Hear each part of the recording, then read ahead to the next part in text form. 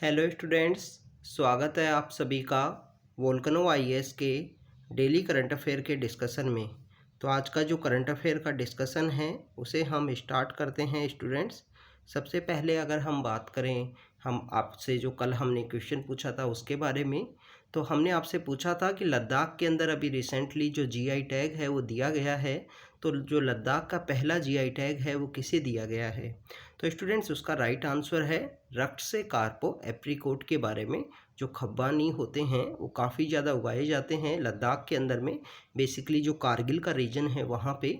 तो वहीं पे ही एक विशेष टाइप का जो खुबानी है जो रक्त से कार्पो है वो उगाया जाता है, उसे बोला जाता है रक्त से कार्पो एप्रिकोट। तो ये इसको पहला जीआई टैग मिला है। ये आपको पता होना चाहिए कि लद्दाख को जब से यूनियन टेरिटरी बनाया गया है after the bifurcation of Jammu and Kashmir, जो 370 का जो स्टेटस था उसे रिमूव किया गया। तो उसको रिमूव करने के साथ ही आपको देखने को मिलता है कि जो यूनियन टेरिटरी जब क्रिएट किया गया है लद्दाख को, तो वहाँ पे पहला जो जीआई टैग का स्टेटस है वो रक्त से कार्पो एप्रिकोट को मिला है। फल होते हैं बेसिकली खुबानी, और काफ़ी जो डिफरेंट उनका जो टेस्ट होता है, जो कलर है वो भी काफ़ी वहाँ पे ब्यूटीफुल उनका कलर होता है। आप ज़रूर गूगल करना उसकी इमेज के बारे में, रक्त से कार्पो एप्रिकोट। आपने कभी ना कभी अपनी डेली लाइफ में यूज़ भी किए होंगे। तो आज का जो करंट अफेयर का जो डिस्कशन है उसे हम स्टार्ट करते हैं स्टूडेंट्स। सबसे पहले अगर हम बात करें हमारे पहले टॉपिक के बारे में, तो हमारा पहला टॉपिक है स्टूडेंट्स हेमोफेलिया के बारे में। रिसेंटली जो साइंटिस्ट हैं उनके द्वारा जो बेटर ड्रग इस बीमारी के लिए जो अवेलेबल है उसको यहाँ पे रिसर्च किया गया है, जिससे यहाँ पे बेटर इन पेशेंट्स को यहाँ पे केयर किया जा सके उनकी। तो अगर हम बात करें कि ये हेमोफेलिया एक्चुअली में होता क्या है, तो हेमोफेलिया एक बेसिकली एक मेडिकल कंडीशन होती है जिसके अंदर आपका जो ब्लड के अंदर जो क्लॉटिंग बनने की जो सिचुएशन है वो यहाँ पे रिड्यूस होती है। Ability to blood clot is severely reduce, यहाँ पे रिड्यूस हो जाती है। स्टूडेंट्स हेमोफेलिया के बारे में अगर हम बात करें तो ये मोस्ट इनहेरिटेड होती है। यहाँ पे इनहेरिटेड आपको पता होना चाहिए। इस तरीके से आपसे स्टेटमेंट पूछ लिया जाएगा कि यह क्या ये जो प्रॉब्लम है वो इनहेरिटेड है या नहीं है, तो मोस्टली इनहेरिटेड होती है। इसके अंदर बेसिकली क्या होगा कि जीन के अंदर, वन ऑफ द जीन के अंदर यहाँ पे जो म्यूटेशन है वो क्रिएट होगा, और ये यहाँ पे बेसिकली जो क्लोटिंग फैक्टर है उसको यहाँ पे चेंज लाएगा उसके अंदर में। कम्प्लीटली जो ब्लड का जो क्लोटिंग जो बनती है उसके अंदर में यहाँ पे जो चेंज है वो आएंगे, और जिसकी वजह से ये प्रॉब्लम है वो क्रिएट होती है। स्टूडेंट ये जो चेंज आता है और जो म्यूटेशन होता है ये प्रिवेंट करता है कि जो प्रोटीन्स के द्वारा जो ब्लड के अंदर जो क्लोटिंग की जाती हैं वर्किंग प्रॉपरली और to be missing altogether. और ये जो जीन जहाँ पे लोकेटेड होते हैं उसको एक्स क्रोमोसोम जो होता है वहाँ पे ये जो जीन है वो लोकेटेड होते हैं। स्टूडेंट्स अगर हम बात करें हेमोफेलिया की, तो ये एक रेयर डिजीज़ है। अब रेयर डिजीज़ क्या होती हैं? रेयर डिजीज़ मीन्स द 10,000 जो पर्सन है उनके अंदर किसी एक पर्सन को इस तरीके की डिजीज़ होती है तो उसको रेयर डिजीज़ माना जाता है। अब सबसे पहले इम्पोर्टेंट बात ये है, क्या रेयर डिजीज़ के लिए जो ट्रीटमेंट है, जो प्रॉपर ड्रग्स हैं, जो मेडिसिन हैं, वो क्या अवेलेबल होती हैं? तो स्टूडेंट्स रेयर डिजीज़ के अंदर में काफ़ी सारी ऐसी रेयर डिजीज़ पाई जाती हैं, जिसके अंदर अगर हम बात करें जो ट्रॉपिकल एरिया है, ऐसा एरिया जो ट्रॉपिकल आपने ज्योग्राफी के अंदर रीड किया होगा, जहाँ पे जो मैक्सिमम जो नए नए जो वायरस हैं जो जनरेट होते हैं, जिसके अंदर आप देखिए कि जो वेट इक्वेटोरियल का जो रीजन है ज्योग्राफी में, उसके अंदर काफ़ी सारी जो फीवर से रिलेटेड जो वायरस, जो बैक्टीरिया, इस तरीके की जो प्रॉब्लम्स हैं वो हमको देखने को मिलती हैं। जिसमें आपको बेसिकली जो हमारा अफ्रीका का जो रीजन है, अफ्रीका जो कॉन्टिनेंट है, उसके अंदर ऐसी सारी काफ़ी सारी जो प्रॉब्लम्स हैं वो लास्ट 10 या 20 ईयर्स के अंदर हमको देखने को मिली हैं। तो रेयर डिजीज़ का सबसे मेन जो यहाँ पे क्योज या कंसर्न जो होता है वो ये है कि रेयर डिजीज़ से रिलेटेड जो मेडिकल यहाँ पे जो कंपनीज़ हैं, जो यहाँ पे ड्रग बनाती हैं, जो मेडिसिन बनाती हैं, उन कंपनीज़ के द्वारा हमको देखने को मिलता है उनके द्वारा ऐसी जो डिजीज़ हैं उनसे रिलेटेड जो इन्वेस्टमेंट है वो भी नहीं किया जाता, क्योंकि इनका जो मार्केट है वो काफ़ी कम होगा। 10,000 में एक पर्सन को मिलेगी, तो इस वजह से आपको देखने को मिलेगा कि 1 लाख के अंदर रेयरली आपको 10 पीपल हैं जिनके अंदर में इस तरीके की जो डिजीज़ है वो देखने को मिलती है। इसकी वजह से यहाँ पे जो प्रॉपर मेडिकल ट्रीटमेंट है इन रेयर डिजीज़ का नहीं देखने को मिलता है। ट्रॉपिकल एरिया ऐसा एरिया है कि जहाँ से जो रेयर डिजीज हैं वो काफ़ी सारी देखने को मिलती हैं। तो स्टूडेंट्स ये बेसिकली हेमोफीलिया के बारे में हमने देखा, और हमने यहाँ पे जो अगर हम बात करें कि जो रेयर डिजीज हैं उनके बारे में डिस्कस किया। सबसे यहाँ पे इम्पोर्टेंट बात ये है कि जो मैन हैं, जो पुरुष हैं, are more vulnerable to haemophilia than the women. Women के बजाय जो मैन हैं यहाँ पे मोर वल्नरेबल हैं हेमोफीलिया की जो डिजीज़ है उसके लिए।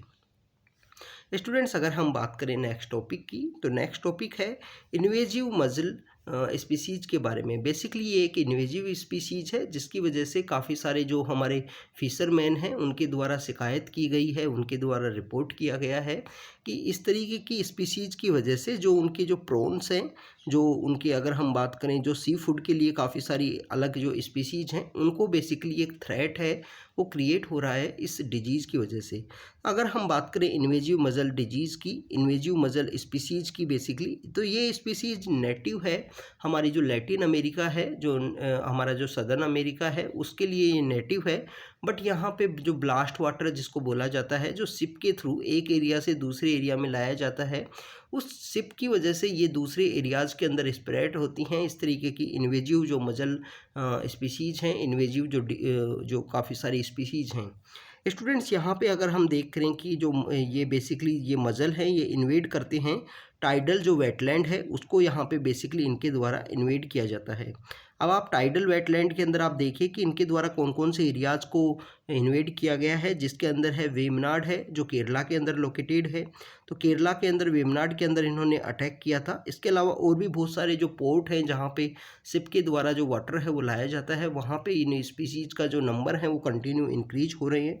साइक्लोन वर्धा आया था, साइक्लोन वर्धा जो 2016 के समय में आया था, उसके बाद में पुलिकेट जो लेक है उस एरिया के अंदर इस स्पीसीज का जो नंबर्स हैं वो कंटिन्यू हमको स्प्रेड करते हुए दिखाई देते हैं।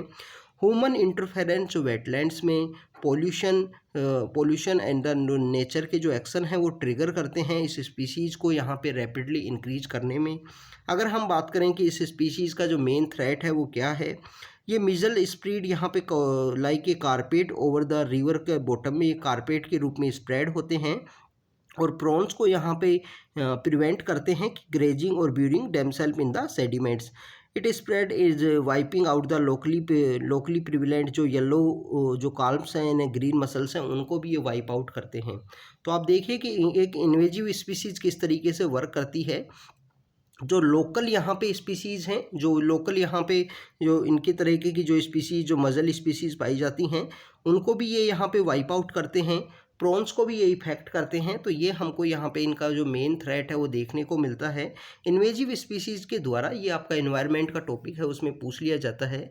तो इन्वेजिव स्पीसीज़ के द्वारा स्टूडेंट्स क्या देखने को मिलता है कि जो लोकली जो डिजीज या लोकली जो स्पीसीज़ वहाँ पे लोकेटेड है उस स्पीसीज़ को उनके द्वारा वाइप आउट कर दिया जाता है या उसका जो इफेक्ट है वो रिड्यूस कर दिया जाता है।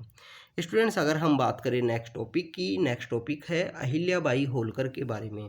स्टूडेंट्स रिसेंटली हमारी गवर्नमेंट के द्वारा अहिल्याबाई होलकर जिस एरिया से बिलोंग किया करते थे उस एरिया के अंदर एक सिटी है, उसका जो नेम है वो चेंज करने की के लिए प्रपोजल दिया गया है।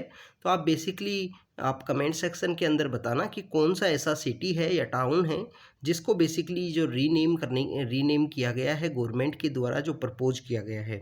अगर हम बात करें अहिल्याबाई होलकर की, तो ये मराठा एम्पायर का जो होलकर डायनेस्टी है उससे ये बिलोंग किया करते थे। फिलोसफर क्वीन के नाम से इनको बेसिकली जाना गया है, जो एक ब्रिटिश हिस्टोरियन हैं जिन्होंने इनको फिलोसफर क्वीन के बारे में कहा है। अगर हम बात करें स्टूडेंट्स अहिल्याबाई होलकर की, तो 1725 से लेकर 1795 का जो समय है उस समय में इन्होंने रूल किया है। वन ऑफ द वुमेन हैं जो मेडिवल इंडिया के समय में रूल किया करते थे। होलकर डायनेस्टी जो बेसिकली मराठाज की जो डिफरेंट डायनेस्टीज़ हैं, जैसे आप देखिए मराठाज के अगर आपको डायनेस्टीज़ के बारे में ना पता हो तो आप ज़रूर इसके बारे में रीड करना कि पेशवा कहाँ पे रहा करता था, पुणे के अंदर में। जो भोंसले हैं वो बेसिकली नागपुर से बिलोंग किया करते थे। जो होलकर हैं वो बिलोंग किया करते थे इंदौर का जो रीजन है वहाँ से। इसके अलावा अगर हम बात करें कि जो सिंधियाज हैं वो ग्वालियर के अंदर रहा करते थे। और वडोदरा के अंदर कौन रूल किया करते थे ये भी आप सोच के के बताना या रीड करके इसको देखना। तो स्टूडेंट्स ये बेसिकली अहिल्याबाई होलकर के बारे में यहाँ पे हम जानेंगे, पर्सनैलिटीज़ के बारे में, उनसे रिलेटेड क्या इंपॉर्टेंट बातें रही हैं। तो अहिल्याबाई होलकर का जो बर्थ है वो यहाँ पे बेसिकली उनका जो बर्थ के साथ ही 1725 के समय में उनका बर्थ हुआ, बट उनकी जो शादी है 8 ईयर की उम्र में उनकी जो शादी है वो हो गई थी कांदेवराव होलकर के साथ में। उनकी शादी होने के साथ ही उन्होंने जो उनकी शादी जिनके साथ हुई थी उन्होंने बैटल ऑफ कुंभेर है जिसके अंदर उनकी डेथ होती है। अहिल्याबाई होलकर यहाँ पे हमको पता लगता है कि काफ़ी ज़्यादा जो फिलोसफिकल क्वीन थे, इनके द्वारा काफ़ी सारे ऐसे लोग हैं जो फिलोसफर से रिलेटेड हैं, उनको अपने दरबार के अंदर इनवाइट किया गया। काफ़ी सारे ऐसे फोर्ट हैं, काफ़ी सारे ऐसा आर्किटेक्चर का जो डेवलपमेंट है वो इनके द्वारा जो मालवा का जो रीजन है वहाँ पे इनके द्वारा किया गया। तो अहिल्याबाई होलकर यहाँ पे फेमस हैं कि काफ़ी सारे इन्होंने फोर्ट बनाए हैं, रोड बनवाए हैं मालवा के रीजन में। इसके अलावा काफ़ी सारे ऐसे फेस्टिवल हैं जिनको भी इन्होंने स्पॉन्सर किया है। और आप देखिए कि बाद में जो लेटर फेज में जो ब्रिटिश का कॉलोनियल एरा आता है उस समय में किस तरीके से जो फेस्टिवल जो फेयर है इनकी एक वैल्यू यहाँ पे रिकॉग्नाइज होती है, जिसको बाल गंगाधर तिलक किस तरीके से जो गणपति फेस्टिवल है और शिवाजी फेस्टिवल है उसको ऑर्गेनाइज करते हैं। तो फेस्टिवल एंड फेयर्स को इन्होंने ऑर्गेनाइज करवाया। इसके अलावा काफ़ी सारे हिंदू टेम्पल्स हैं उनको यहाँ पे इन्होंने कंस्ट्रक्ट किया। इसके अलावा इन्होंने काफ़ी सारे ऐसे जो मराठी पोइट हैं उनको अपने जो दरबार है उसके अंदर इन्होंने इनवाइट किया। और जॉन की नाम के एक ब्रिटिश हिस्टोरियन हैं जिन्होंने इनको फिलोसफर क्वीन के नाम से रिकॉग्नाइज किया है।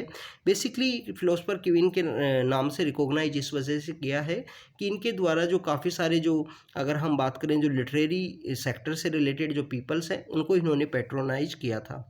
तो स्टूडेंट्स ये कुछ बातें थी अहिल्याबाई होलकर के बारे में। अगर हम बात करें नेक्स्ट टॉपिक की, नेक्स्ट टॉपिक है प्रहरी ऐप के बारे में। स्टूडेंट्स प्रहरी ऐप बेसिकली जो बीएसएफ के जो हमारे पर्सनल हैं उनकी प्रोएक्टिव गवर्नेंस का एक स्पेशल एग्जांपल है। हमारे जो बीएसएफ के जो जवान जो होते हैं उनको यहाँ पे पर्सनल सर्विस रिलेटेड जो इन्फॉर्मेशन है, हाउसिंग से रिलेटेड, आयुष्मान भारत से रिलेटेड, ऐसी जो काफ़ी सारी जो उनकी इन्फॉर्मेशन है जो उनको गवर्नेंस के लिए काफ़ी ज़्यादा इम्पोर्टेंट है, तो वो यहाँ पे जो सर्विस है वो उनको इस ऐप के थ्रू बेसिकली प्रोवाइड की जाती है प्रहरी ऐप के लिए। तो इसके अलावा ऐप में अगर हम बात करें कि जो बायोडाटा हैं वो वहाँ पे अवेलेबल होते हैं, जो उनके ग्रीवेंस रिट्रेसल या मॉनिटरिंग जो सिस्टम है वो भी वहाँ पे ऐप के अंदर अवेलेबल है। और वेलफेयर स्कीम जो उनको अवेलेबल हैं वो इस तरीके से जो वेलफेयर स्कीम्स है उनके बारे में इंफॉर्मेशन इस ऐप के थ्रू उनको दी जाती है। स्टूडेंट्स ये बेसिकली जवान को मिनिस्ट्री ऑफ होम अफेयर्स का जो पोर्टल है उसके साथ में कनेक्ट करता है।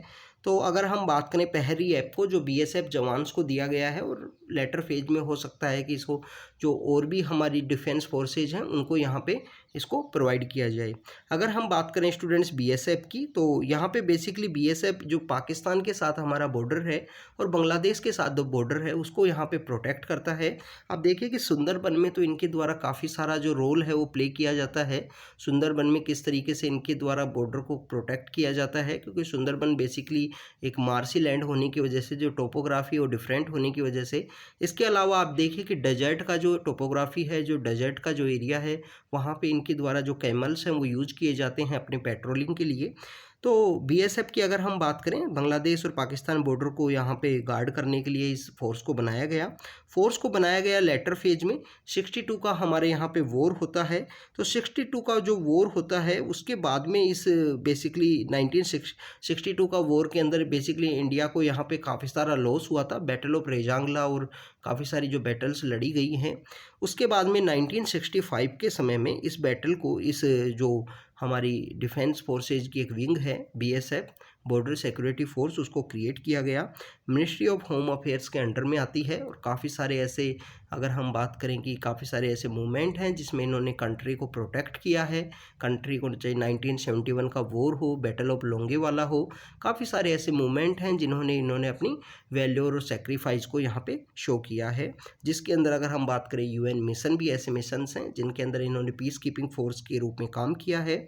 तो स्टूडेंट्स ये हमारा आज का करंट अफेयर का डिस्कशन था जिसके बारे में आज हमने डिस्कस किया। प्रहरी ऐप है, अहिल्याबाई होलकर है, उनके बारे में देखा। इन्वेजिव मजल स्पीसीज जो हैं जिसकी वजह से बेसिकली हमारे प्रॉन्स को जो थ्रेट है वो क्रिएट होने लगा है। और हमने हेमोफेलिया के बारे में जो रेयर डिजीज है उसके बारे में यहाँ पे हमने देखा। तो स्टूडेंट्स आपका जो यहाँ पे होमवर्क आपको दिया है कि आप जो बेसिकली मराठा एम्पायर के समय में डिफरेंट डिफरेंट जो डायनेस्टी रूल किया करती थी, तो ऐसी कौन सी डायनेस्टी थी जो वडोदरा से रूल किया करती थी, उसके बारे में आप कमेंट सेक्शन के अंदर बताना। और ये आपका आज का हमारा करंट अफेयर का डिस्कशन था। तो हम रेगुलरली आपसे मिलते रहेंगे इसी तरीके से। तो thank you students, thank you very much.